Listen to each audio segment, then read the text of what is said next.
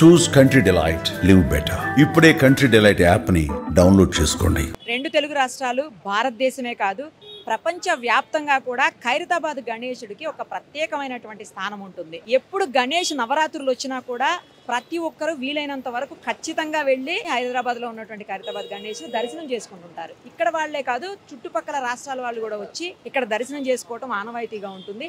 ఈ సంవత్సరం అంటే ప్రతి సంవత్సరం కూడా వీళ్ళు ఒక థీమ్ని తీసుకొని గణేష్ని తయారు చేస్తూ ఉంటారు. ఈ సంవత్సరం కూడా మనం చూడొచ్చు, శ్రీ విశ్వశాంతి మహాశక్తి గణపతిని తయారు చేశారు. దాంతోపాటు ఏంటంటే ఎప్పుడు ప్రతి ఏడాది కూడా స్వామివారికి ఇరువైపులా ఏదో ఒక థీమ్ తీసుకుంటారు. అప్పుడు కూడా ఈసారి ఒకవైపుకి కన్యకాపరమేశ్వరి అమ్మవారిని, ఇంకోవైపు గజ్జల అమ్మవారిని ఇద్దరిని తీసుకుని పెట్టారు. మొత్తం దీనికి సంబంధించినటువంటి డీటెయిల్స్ అన్నీ కూడా నిర్వాహకులను అడిగి తెలుసుకుందాం. రాజకుమార్ అని చెప్పేసి ఆయన నిర్వాహకులు, ఆయన అడిగి తెలుసుకుందాం. అలాగే ₹1,00,00,000 దగ్గర ఖర్చు అవుతుందని అంటున్నారు ఈ సంవత్సరం. నెక్స్ట్ 60 నుంచి 70 అడుగుల మధ్యలో సుమారుగా 68, 69 అడుగులు ఎత్తైనటువంటి విగ్రహం. ఇంత ఎత్తైన విగ్రహం ఎక్కడా కూడా ఉండదు అసలు, కేవలం ఖైరతాబాద్కు మాత్రమే అది స్పెషల్. ఒక్కసారి మరిన్ని వివరాలు ఆయన అడిగి తెలుసుకుందాం. అలాగే ఇది 1952లో ఏమో స్టార్ట్ అయింది. సో అప్పటి నుంచి కూడా ఎలా విగ్రహాలు, ఏ రకమైనటువంటి విగ్రహాలని ఇక్కడ అంటే ఎలాంటి థీమ్స్ తోటి ప్రతిష్ఠించారు, ప్రతి సంవత్సరం ఎలా పూజలు చేస్తున్నారో కూడా మనం అడిగి తెలుసుకుందాం. రాజకుమార్ గారు, ఈ సంవత్సరం మన ఖైరతాబాద్ గణేశుడిని ఎన్ని అడుగుల ఎత్తులో పెడుతున్నారు, అలాగే ఈ సంవత్సరం థీమ్ ఏం తీసుకున్నారు? ఎందుకంటే ఖైరతాబాద్ గణేష్ కేవలం రెండు తెలుగు రాష్ట్రాల్లో కాదు, ప్రపంచవ్యాప్తంగా కూడా పేరున్నటువంటి గొప్ప దేవుడు. సో అలాంటి దేవుడికి ఈ సంవత్సరం మీరు ఏం చేయబోతున్నారు మొత్తం చెప్పండి. ఈ వినాయకుని ఎత్తు 69 అడుగుల అంటే 60 అడుగుల పైన ఉంటుంది. మరి ఇంతకుముందే చెప్పారు, ఈ వినాయకునికి భారతదేశం కాదు ప్రపంచం మొత్తం పేరుందని. సో కాబట్టి ఆపరేషన్ సింధూర్ తర్వాత మన భారత ప్రజలే కాదు యావత్ ప్రపంచం కూడా శాంతియుతంగా ఉండాలి, ప్రజలతో సుఖశాంతులతో ఉండాలనే ఉద్దేశంతో ఈ సంవత్సరము విశ్వశాంతి మహాశక్తి వినాయకుని ఎంచుకున్నాము. మహాశక్తి వినాయకుడు మరొకవైపు వాసవి కన్యక పరమేశ్వర అమ్మవారు, మరోవైపు గజ్జలమ్మవారు. ఈ గజ్జలమ్మవారు ప్రత్యేక ఏంటంటే వినాయకుని పెట్టే బిల్డింగ్లో ఈ అమ్మవారు కూడా ఉండే. మా పెద్దనాన్న గారు శంకరయ్య గారు ఏం చేశారంటే ఈ అమ్మవారికి గుడి కడదామనే ఉద్దేశంతో ఈ అమ్మవారి పక్కకు ఒక ప్లేస్లో ప్రతిష్ఠించి గుడి కట్టడం అనుకున్నారు. అది అన్కంప్లీట్ ఉంది. ఆ అమ్మవారు అమ్మ గజ్జలమ్మవారు. అదేవిధంగా పురి జగన్నాథ స్వామి, ఇంకో వారి టీం అనమాట, సుభద్రాదేవి గారు, బలరాముడు, సుదర్శనుడు. ఇంకోవైపు శ్రీ లక్ష్మీ సమేత హయగ్రీవ స్వామిని ఈ సంవత్సరం భక్తులకు దర్శనమైపోతా ఉన్నామన్నమాట. చాలా ఏంటంటే 70 సంవత్సరాల గజ్జలమ్మవారు ఖైరతాబాద్లో వచ్చి వెలిచారు. మరి అదేవిధంగా మరి వాసవి కన్యక పరమేశ్వరుడు ఒరిస్సా కూడా వెళ్ళి అందరు చూడలేరు కాబట్టి మనము పురి జగన్నాథుని కూడా ఇక్కడ తీయడం జరిగింది అనమాట. చాలామంది ఆ విగ్రహాలు కూడా చూస్తే చాలా అందంగా రెడీ అయ్యాయి విగ్రహాలు కూడా. ఈ సంవత్సరం దాదాపు ఈ సంవత్సరం 82 రోజుల సమయం పట్టింది. మరొక 2 డేస్లో పెయింట్ అయిపోతుంది. 82 రోజులు సమయం పట్టింది.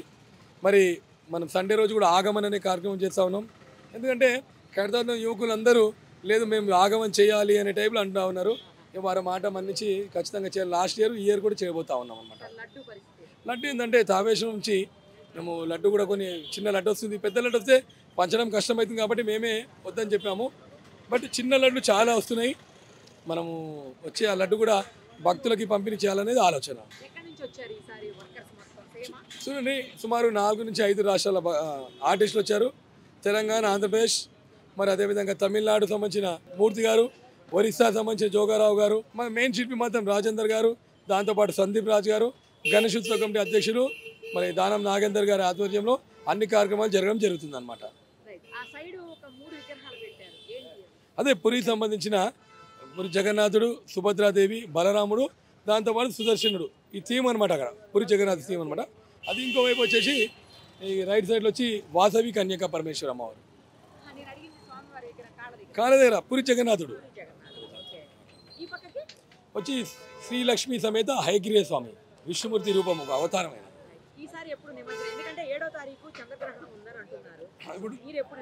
మేము 6వ తేదీ 11వ రోజు వస్తుంది, మనది 6వ తేదీ అవుతుంది. చాలా మంది ప్రజలు చాలా కన్ఫ్యూజ్లు ఉన్నారు. 7వ తేదీ చంద్రగ్రహణం వేసింది, ముందు రోజు నిమజ్జనం చేయొచ్చా లేదని.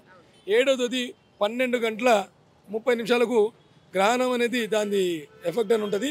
గ్రహణం మాత్రం 7 గంటలకు వస్తున్నది. మధ్యాహ్నం టైంలో 7 గంటలకు ఏదో పంతులు గారు చెప్పిన విధంగా 7 గంటల తర్వాత గ్రహణం అనేది దాని ఎఫెక్ట్ మాత్రం 12 గంటల నుంచి ఉంటుందని చెప్పారు. బట్ మనమైతే నిమజ్జనం చేసుకోవచ్చు, ఎటువంటి ఇబ్బంది అనేది లేదు. మేము మధ్యాహ్నం 6వ తేదీ 1 గంట లోపల మేము నిమజ్జనం చేస్తాం. 1 గంట లోపు అయిపోతుంది. ప్రతి సంవత్సరం లేట్ అవుతూనే ఉంటుంది మనం అనుకున్న టైం కంటే, ఎందుకంటే ఎక్కువ మంది భక్తులు రావటం వల్ల చాలా టైం పడుతూ ఉంటుంది ప్రతిసారి కూడా. ఈసారి ఏంటి పరిస్థితి? లేదు, ఎందుకంటే మనం ఇంతకుముందు ఎట్లుంటుండే, మన వినాయక చవితి నెక్స్ట్ డే మనం వినాయకుని వేస్తుంది. కానీ ఒక 5-6 సంవత్సరాల నుంచి 1 to 2 మధ్యలో మనం వినాయకుని నిమజ్జనం చేస్తూ ఉన్నాం అనమాట. ఎందుకంటే ఈ వినాయకుడిని అందరూ ఒక పర్టికులర్ టైంలో చూస్తూ ఉన్నారు. ఇంతకుముందు ఎట్లుంటే నిమజ్జనం ఎప్పుడైతే తెలియదు, ఏ పరిస్థితి ఉంది. కానీ ఇప్పుడు మాత్రము ఖచ్చితంగా మధ్యాహ్నం 1 గంటల లోపల నిమజ్జనం చేయాలనేది ఒక ఆలోచన.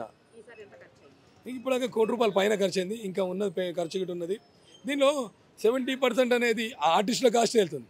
చాలా నిపుణమైనటువంటి కాస్ట్. వాళ్ళు ఒక్కరోజు పనిచేస్తే 2 రోజులు పరిచయం కాస్ట్ అవుతుంది అనమాట. మేము వెల్డర్లకు 20 లక్షల రూపాయలు దాకా ఇచ్చాము వెల్డర్లకు. మళ్ళీ తమిళనాడు వాళ్ళకు 15 లక్షలు అవుతుంది. కార్పెంటర్లకు 15 లక్షలు అవుతుంది. వాళ్ళదే మాకు కాస్టింగ్ అనేది పెరుగుతూ ఉందన్నమాట. స్టీల్కి 20 లక్షల దాకా అయింది. మేము జరిగిందంటే ఈ ₹1 కూడా 80% వీళ్ళకి వెళ్ళిపోతుంది. ఇప్పుడు మనం ఏంటంటే గణేషుని ఎక్కడ కాంప్రమైజ్ కాము. నార్మల్లీ మా నాన్నగారు చేసినప్పుడు ఏంటంటే వినాయకుని పెట్టారు, వినాయకుని 2 విగ్రహాలు పక్కగా యాడ్ చేశాడు, దాని తర్వాత 2 విగ్రహాలు యాడ్ చేశాడు. ఆయన ఏంటంటే ఆలోచన వినాయకుడు సుందరంగా కనిపించాలి. ఇంకో విషయం ఏంటంటే ఇది ఏదో లీడరు పొలిటికల్ ఏం లేనే లేదు. ఇక్కడ వచ్చే భక్తులు ఇచ్చే కట్న కానుకల వల్లే ఇంత సుందరమైన విగ్రహాలు అవుతున్నాయి. దాని తగ్గట్టు వినాయకుడు దానికి ఎప్పుడు ఇబ్బంది పెట్టాడు. దాని తగ్గట్టు అమౌంట్ కూడా వచ్చేస్తూనే ఉంటుంది. చూసుకుంటాడు ఆయన. ఏ సంవత్సరంలో స్టార్ట్ చేశారు? ఇప్పుడు వరుసగా ఇయర్ అడుగు పెంచుకుంటూ వచ్చారు కదా, మధ్యలో తగ్గించారు కదా?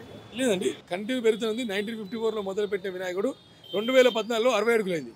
వినాయకుడిని షష్ఠి పూర్తి చేసినప్పుడు ఎత్తు తగ్గిస్తామని చెప్పాము. ఎందుకంటే ఎత్తు పెంచితే వెడల్పు పెంచాలి. సో మనకున్న రోడ్ ఫెసిలిటీ లేదు కాబట్టి 60 అడుగుల తర్వాత 2024లో 70 అడుగులు చేశాం.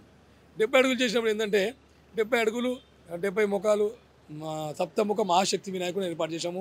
రాహు కేతువు, శివపార్వతుల కళ్యాణము, శ్రీనివాస కళ్యాణము, బాలరాముని లాస్ట్యం ఏర్పాటు చేశాం.